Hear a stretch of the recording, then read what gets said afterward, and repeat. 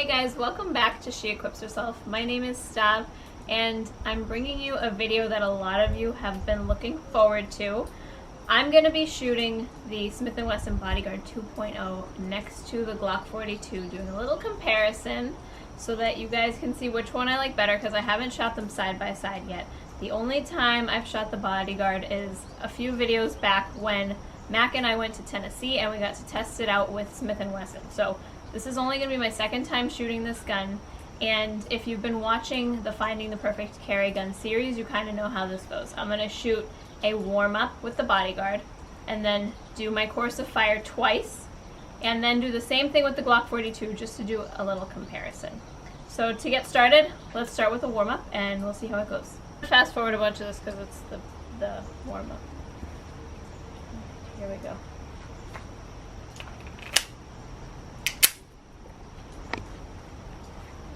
It's nice. Never been fired. Oh yeah, these ones have never been fired. Okay, first shots.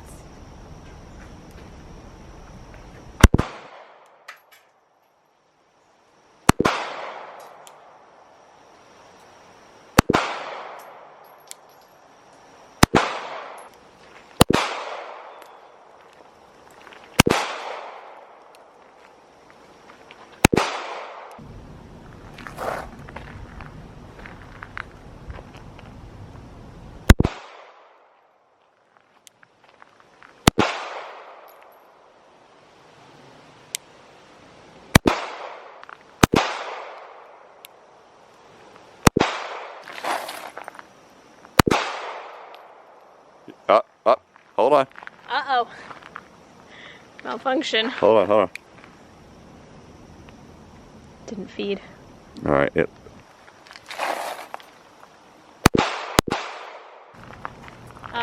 My warm-up felt a bit sloppy, to be honest. I don't know if it's just because I haven't shot in a while.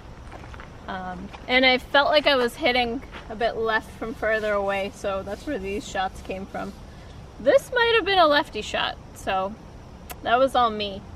But, oh, and I don't know what happened here. I was not aiming for that.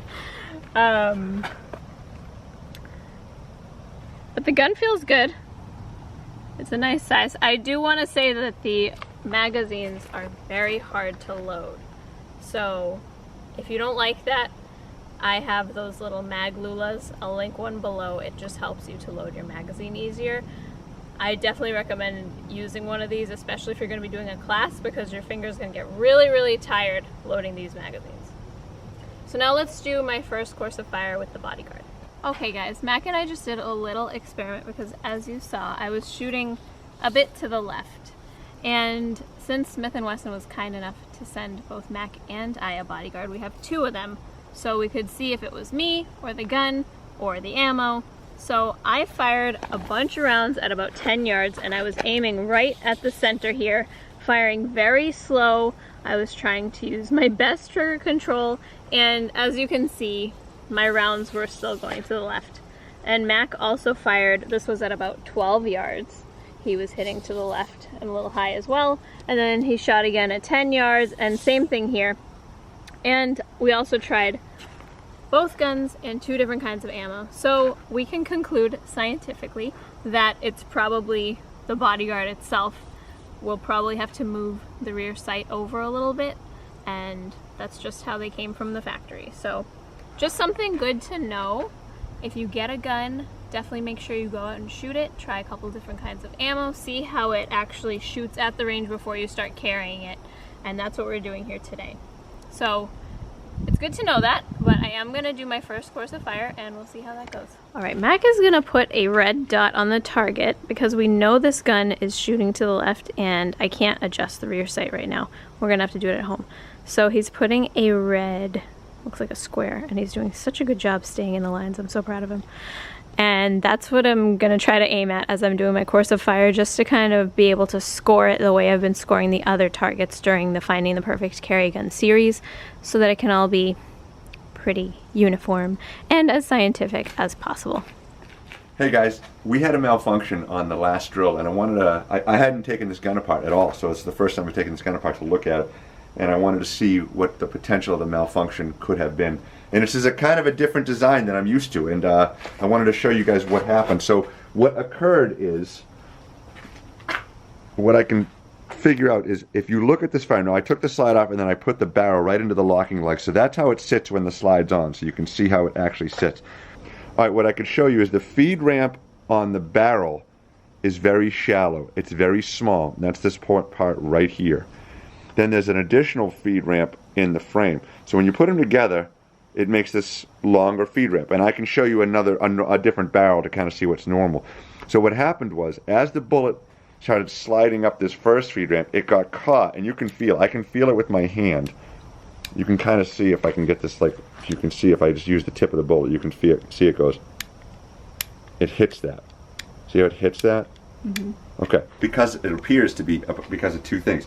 It's not one long consistent feed ramp, it's two separate feed ramps, so there's a transition.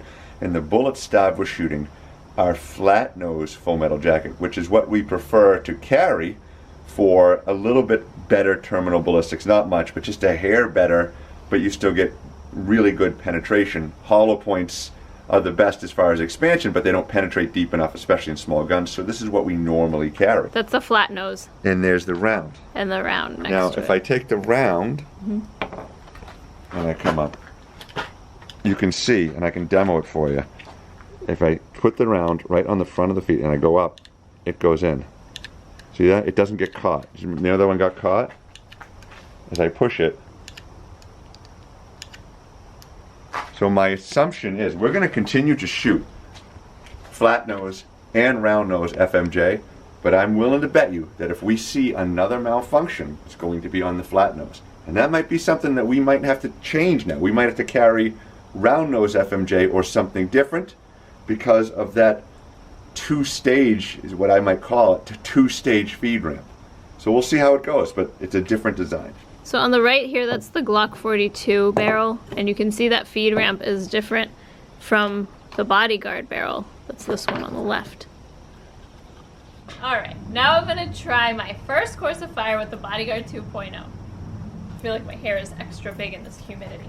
So if you want to know this course of fire, as always, throughout this series, I've been putting it in the description of this video so you can see exactly what I'm doing. I might fast forward a bunch of this because it's going to be a lot of shooting. So, let's go. So load and make ready.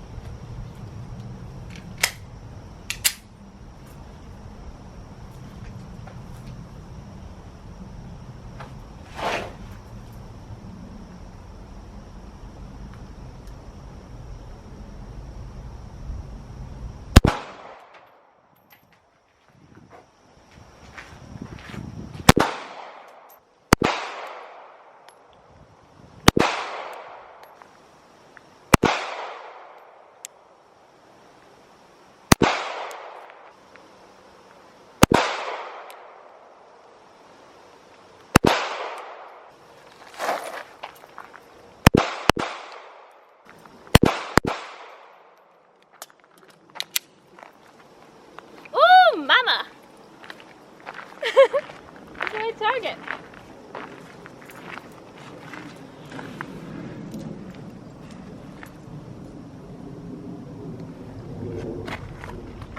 Okay, I wanted to explain to you guys my first shots from the 15 that where I was aiming here. We think that Mac might have put it a little too far right because my shots were ending up in this area. So after that, I started aiming for the middle again. And I feel like the gun was mostly shooting where I was aiming, so it might just be that the gun needed to be warmed up because those were the first shots that were fired out of the gun. But it was really enjoyable to shoot. I don't think I'm going to do the course of fire a second time because I got 100, right, Judge? Yeah, that's 100. So now I'm going to do the same thing with the Glock 42 to get an accurate comparison because I haven't shot them side by side yet. But it was really fun to shoot, very comfortable. And I'll talk a little bit more about the specifics of the actual gun later, but for now, let's do the same thing with the Glock 42. So Mac is scoring my target right now, and I was telling him how my hair feels super big today. It reminds me of like Monica from Friends. Okay, when I go places with high humidity, it gets a little extra body, okay? though my hair is not as dramatic as hers, but that's what it feels like on my head because of how humid it is. Okay guys, I just did a little warm up with the Glock, just shot a few rounds out of it. If you recall, episode 1 of the Finding the Perfect Carry Gun series was the Glock 42. So I don't remember what my score was. I'll show it here when I go back and look at it before I post this video. But I'm hoping to do a little better today because that was my first time shooting after a while, and ever since then I've been shooting almost every single week. So my score should be improved now. I'll try to get 100 and we'll see. Okay, I'm gonna do my first course of fire with the Glock 42. I also wanted to mention that recently we did a recap of my top 9mm and my top 380 so far in this series, and the Glock 42 was my top 380. So depending on how today goes, that might change. But let's start at 15 yards. I can definitely feel a difference in the weight because the Bodyguard is just so much lighter and also more narrow in my hand.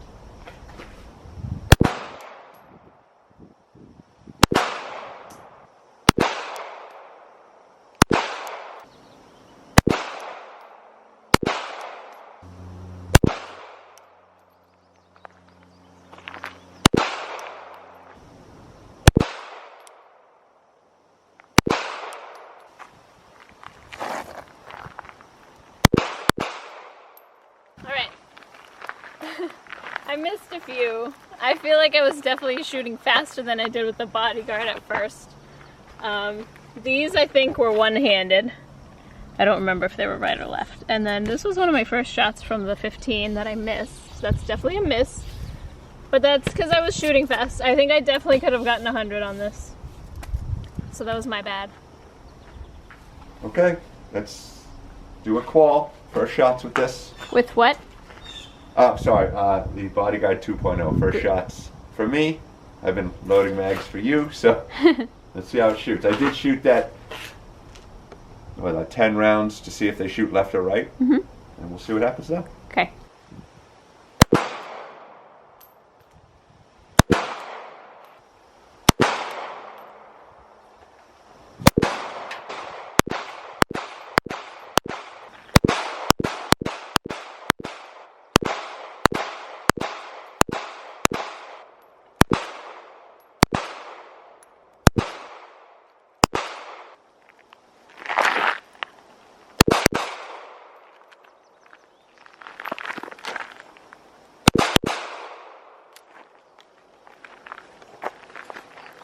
Shooting.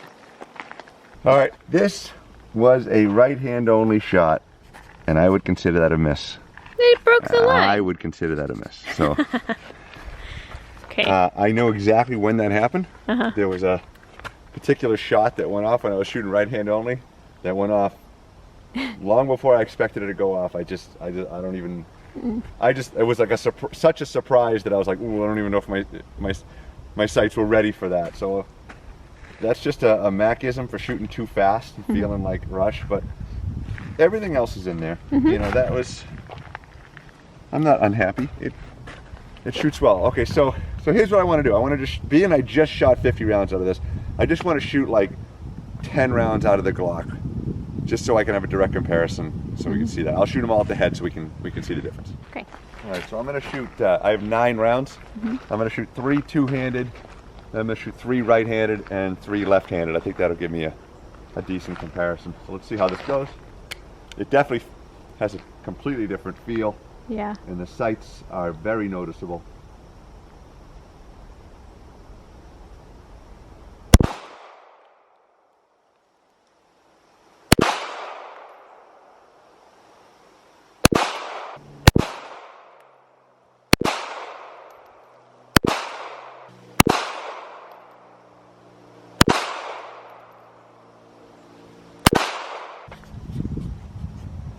That's just to keep you humble. That was my first left-handed shot. How did they feel? Okay. The trigger on the Bodyguard is definitely like way beyond the trigger on the Glock. The Glock trigger is not as good. The Bodyguard trigger is better, and that gun's not even broken in yet, so I don't know how great that's going to be. The sights on the Glock, I can't blame I put these on. Hold it All right, still. so these are not stock sights. So it's an unfair comparison. I'm running stock BODYGUARD sights versus GLOCK aftermarket sights. The Trijicon XRs, I believe is what they're called. And I, without question, prefer that sight picture. I don't mind the rear sight on the BODYGUARD, but the front sight on the BODYGUARD is just, it's wrong. Like Smith & Wesson, you screwed up. It shouldn't be a dark crimson poop red. It should be something that pops. Like, you want to be able to find that front sight super fast, and it doesn't. So this color green, that's a great front sight. They make an orange, that's a great front sight. Even if it was red, if it was a bright red. I'll show you the BODYGUARD front sight in a second. So the sights go to the GLOCK, but not really, because they go to Trijicon. The gun is bigger and heavier and recoils less. The GLOCK is. The GLOCK recoils less, so if you're even remotely sensitive to recoil, the BODYGUARD definitely recoils more because it's smaller and lighter. But it's not uncomfortable. It's not like the LCP Max. It definitely shoots better than that. The size, the weight, and the capacity of the BODYGUARD, it's just hard to beat. Like, it's not, I'm not shooting so much better that I want to give away rounds. I mean, you can carry 10 plus with the BODYGUARD in a smaller, lighter package.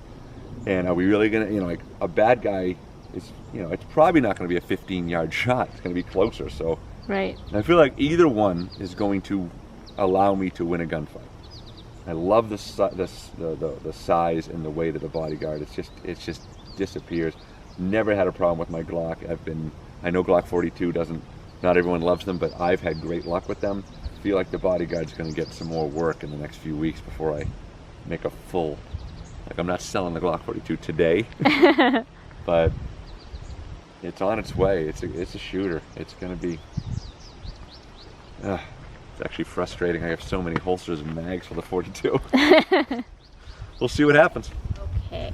My lovely husband scored both my targets, and so here on the left we've got the BODYGUARD target.